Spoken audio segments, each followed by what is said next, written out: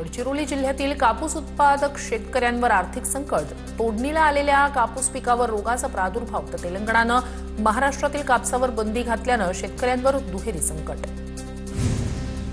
वाशिम बाजार समितीत सोयाबीनचे दर घसरल्यानं आवक घटली. नाफेडमार्फत हमीभावानं खरेदी सुरू झाल्यानं शेतकऱ्यांची नाफेडला पसंती. नंदुरबारच्या सातपुडेच्या भागात योग्य बाजारपेठ अभावी स्ट्रॉबेरी उत्पादक शेतकरी अडचणीत.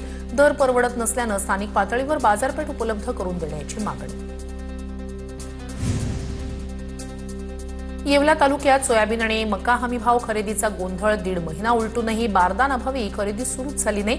नोंदणीकृत 351 सोयाबीन उत्पादक शेतकरी आणि मक्याची नोंदणी मुदत न वाढवल्यानं 80 गावातील शेतकऱ्यांना मोठा फटका. नंदुरबारमध्ये रब्बी हंगामातील पीक विम्याकडे शेतकऱ्यांची पाठ. खरीपातील पीक विम्याचे पैसे न मिळाल्यानं शेतकऱ्यांची पीक विम्याकडे पाठ, तर शासनानं मध्यस्थी करून पीक विम्याची रक्कम तातडीनं द्यावी, शेतकऱ्यांची मागणी. गोंदियातील 1.5 लाख शेतकरी अद्यापही नुकसान भरपाईच्या प्रतीक्षेत. केवळ 5,855 शेतकऱ्यांच्या खात्यावरच रब्बीची मदत जमा. पोर्टलमधील बिघाडाचा शेतकऱ्यांना फटका. 1.5 वर्षांनंतर पुन्हा सरकारचा रेशन दुकानांवर साखर वितरण करण्याचा निर्णय. रत्नागिरी जिल्ह्यातील 13 गोदामांमध्ये 2,172 किलो क्विंटल साखर जमा. महिन्याला 1 किलो साखर 20 रुपये किलो दरानं देणार. सोलापुरात ऊस दर जाहीर करण्यासाठी स्वाभिमानी आणि जनहित शेतकरी संघटना आक्रमक. शेतकरी संघटनेच्या पदाधिकाऱ्यांनी साखर कारखाना बंद पाडला. कारखाना प्रशासन आणि शेतकऱ्यांमध्ये काही काळ गोंधळ. सोलापूरच्या उमरडमध्ये बनावट केळीची रोपं देऊन फसवणूक. विल्यस केळीची 5,000 रोपं न देता दुसरी बनावट रोपं देऊन फसवणूक केल्याचा सूरज बदेचा आरोप. केळीची लागवड केल्यानंतर केळीला पीकच न आल्यानं तरुण हतबल. नाशिकच्या सटाणा तालुक्यातील नवापूर शहरात नाभिक समाजाच्या वतीनं मूक मोर्चा. खमताने गावातील 9 वर्षाच्या चिमुकलीवर झालेल्या अत्याचाराच्या निषेधार्थ मोर्चा. खटला फास्ट ट्रॅक कोर्टात चालवून आरोपीला फाशीची शिक्षा देण्याची मागणी. जालन्यात राजे यशवंतराव होळकर योजनेतून मान्यता रद्द झालेल्या शाळेतील विद्यार्थी आणि पालकांचं ठिय्या आंदोलन. समाज कल्याण आणि जिल्हाधिकारी कार्यालयासमोर ठिय्या देत आक्रमक.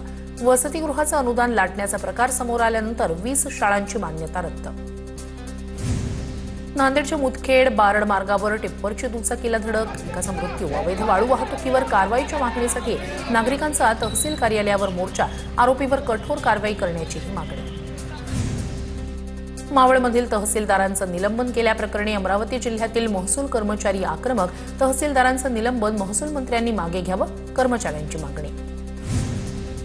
मनमाड इंदोर रेल्वे मार्गासाठी जमिनी अधिग्रहित करणाऱ्यांवर गुन्हे दाखल. त्यासाठी विरोध करणाऱ्यांवरही गुन्हे दाखल. विनापरवानगी रास्ता रोको केल्यानं 80 ते 100 जणांविरोधात गुन्हा दाखल. चाळीसगाव पाटा इथे विनापरवानगी केलं होतं आंदोलन. भूरवाई मार्गावरील मांढरदेवी घाटात डोंगरांना संरक्षक जाळ्या बसवण्याचं काम अंतिम टप्प्यात. वाई महाबळेश्वरला जोडणारा प्रमुख मार्ग असल्यामुळे प्रशासनाकडून खबरदारी. साताऱ्याच्या पाचगणीमध्ये पर्यटकांच्या गाडीतून 5 लाखाच्या कोकेनसह 42 लाख रुपये किमतीचा मुद्देमाल जप्त. पाचगणी पोलिसांची मोठी कारवाई. या प्रकरणी 10 संशयित आरोपींना पोलिसांकडून अटक. कोल्हापूरच्या देवठाणेत दगडाच्या जुन्या खाणीतून धूर आणि गरम वाफा. अनपेक्षित भूगर्भीय क्रियेमुळे नागरिकांमध्ये भीतीचं वातावरण. शासन स्तरावरून भूगर्भ शास्त्रज्ञांच्या पथकाला घटनास्थळी पाचारण करण्याची मागणी. केंद्रीय आरोग्य राज्यमंत्र्यांच्या बुलढाण्यात आरोग्य सेवेचे 3-13. आदिवासी भागातील आरोग्य केंद्र चालवतायत 2 शिपाई. तर आरोग्य केंद्र परिसरात लाखोंचा वैध आणि अवैध औषध साठा जाळल्याचं समोर. महापुराच्या धोक्याला सामोरं जाण्यासाठी चिपळूणवासियांसाठी नवा पर्याय. वेल्हाळ कुटुंबाकडून थेट घर उचलण्याची सुरुवात. वेल्हाळ कुटुंबाचं हायड्रॉलिक जॅकच्या सहाय्यानं 2 मजली घर 4 ते 6 फूट उंच करण्याचा निर्णय. साताऱ्याच्या पुसेगावमध्ये सेवागिरी यात्रेनिमित्तानं बैलगाडा शर्यतीचं आयोजन. राज्यभरातील 1100 बैलगाडा स्पर्धकांचा शर्यतीत सहभाग. विश्वजित साळुंखे यांनी ड्रोन कॅमेऱ्यात टिपली शर्यतीची दृश्य. सोलापूरच्या कुर्डुवाडी बस स्थानकावर पाण्याअभावी प्रवाशांची मोठी गैरसोय. पिण्याच्या पाण्याच्या ठिकाणी घाणीचं साम्राज्य. प्रवाशांकडून नाराजी व्यक्त. कोरोना काळात बंद झालेली भुसावळ ते मुंबई पॅसेंजर पुन्हा सुरू करण्याची मागणी. खानदेशवासियांची रेल्वे प्रशासनाकडे मागणी. वर्ध्यात उपप्रादेशिक परिवहन विभागाकडून स्कूल बस आणि स्कूल व्हॅनची तपासणी दरम्यान विविध त्रुटी आढळल्यानं 7 स्कूल बस आणि स्कूल व्हॅनवर दंडात्मक कारवाईत 1,244 रुपयांचा दंड वसूल.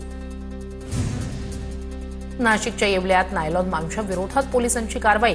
नायलॉन मांजाचे तब्बल 8 बंडल पोलिसांनी जप्त केले. पोलीस निरीक्षक अनिल भवारी यांच्या मार्गदर्शनाखाली कारवाई. चंद्रपूर शहरातील रामनगर पोलिसांकडून प्रतिबंधित नायलॉन मांजा विरोधात कारवाईत 90,000चा नायलॉन मांजा जप्त, एकाला अटक. वर्ध्याच्या हमदापूरमध्ये गोदामात ठेवलेला नायलॉन मांजा जप्त. दहेगाव पोलिसांच्या पथकाची कारवाई, आरोपीवर गुन्हा दाखल.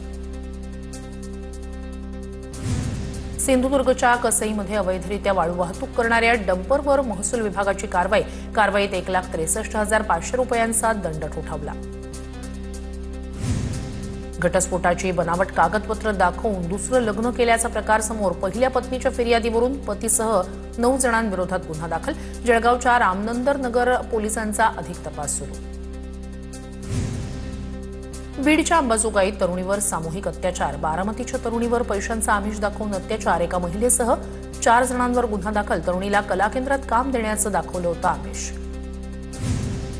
इचलकरंजीच्या कबनूर रुई रोडवरील हेरिटेज लॉजमध्ये वेश्या व्यवसायाचा पर्दाफाश. कोल्हापूर पोलिसांकडून 4 गुन्हा दाखल. कारवाईत 1,02,760 रुपयांचा मुद्देमाल जप्त. जळगावच्या चितोडामध्ये ऑनलाईन ॲपवर घर शोधणं महिलेला पडलं महागात. भामट्याकडून महिलेला 2,38,399 रुपयांचा आर्थिक गंडा. फसवणुकीप्रकरणी यावल पोलीस ठाण्यात गुन्हा दाखल. वाशिम जिल्ह्यात स्फोटक साहित्याच्या प्रकरणात स्थानिक गुन्हे शाखेची मोठी कारवाई. विहीर फोडण्यासाठीचा 1,77,000 रुपयांच्या डिटोनेटरचा साठा जप्त. 4 आरोपींना अटक. 3 महिन्यांपूर्वी स्फोटकांची झाली होती चोरी. छत्रपती संभाजीनगरमध्ये निवडणुकीच्या पार्श्वभूमीवर पोलिसांकडून खबरदारी. परवानाधारकांची 1,140 शस्त्र जमा करण्याचे आयुक्तांचे आदेश. आचारसंहिता लागताच शहरातील परवानाधारकांकडील शस्त्र ताब्यात घेण्याचे आदेश. धुळ्याच्या मोहाडीतील 75 वर्षीय वृद्ध महिलेच्या निर्घृण हत्येचा छडा. सागर कोळी नावाच्या आरोपीला महिलेनं प्रतिकार केल्यानं हत्या केली होती. घटनास्थळी पडलेल्या आरोपीच्या घड्याळावरून 24 तासात हत्येचा छडा लावण्यात यश.